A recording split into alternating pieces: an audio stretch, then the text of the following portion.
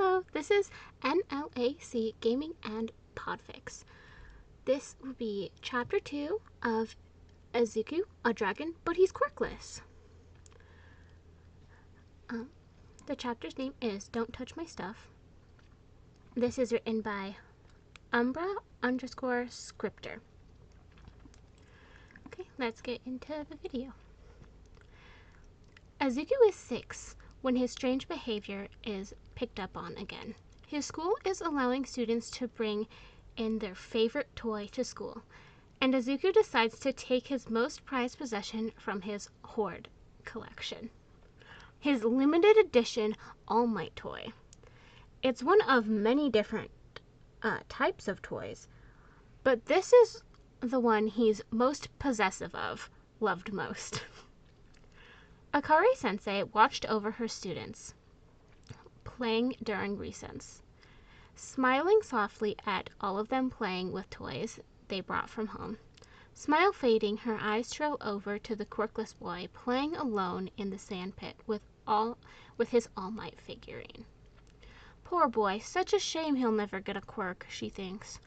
Watching the pride and joy of the elementary school, Bakugo Katsuki stomping over to Midoriya, scowl settling over his youthful face.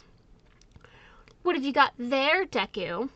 Bakugo snarls at Midoriya, hands already popping with explosions. Midoriya stops playing and looks up at the explosive blonde.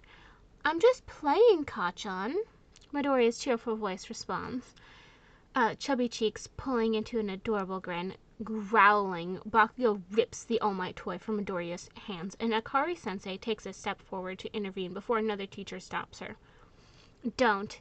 He's just quirkless. Akari sighs, continuing to watch the interaction, though her heart freezes at the expression on the quirkless boy's face. Are his eyes slits? That can't be right. He's quirkless. Maybe it's just a trick of the light. Give that back! That's mine!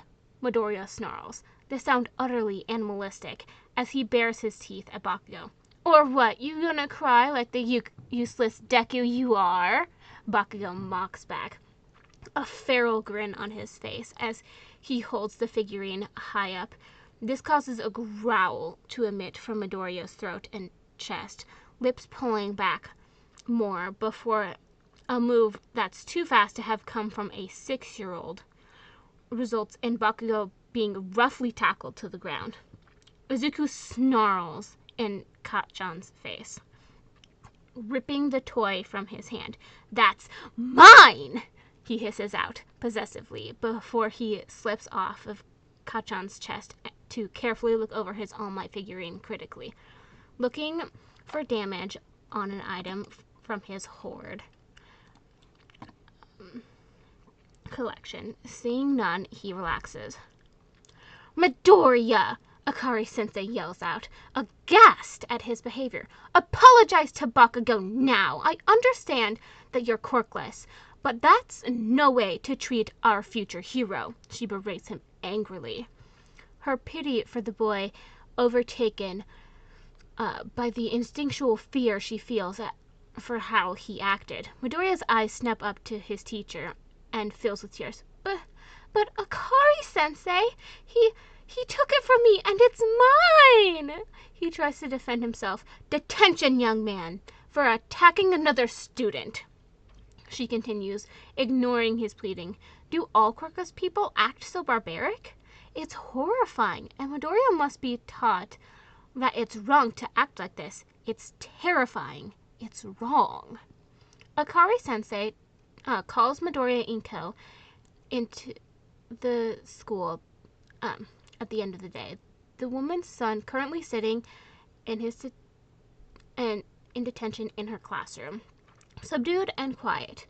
I don't understand why he acted like that, she explains to the woman on the phone, frown tugging at her features, glancing into the room to observe her students. He's usually so quiet, but he pounced at Bakugo for wanting to play with his toy. He's been acting like this since he was 4. Midoriya Inko's voice comes through the phone softly. He doesn't like people touching what he declared as his. I can't even go into his room anymore without him hissing and growling at me. He leaves his dirty laundry in a basket outside his room for me to grab, so he doesn't have me enter, Inko continues to explain. It might be because he's quirkless. This is normal for them, right? Because they're underdeveloped? Akari-sensei asks, a shiver going down her spine at the memory of how animalistic her student had acted only hours before over a toy. A toy of all things! He must be like a caveman with how underdeveloped he is. And that's the end of Chapter 2. Thank you for listening.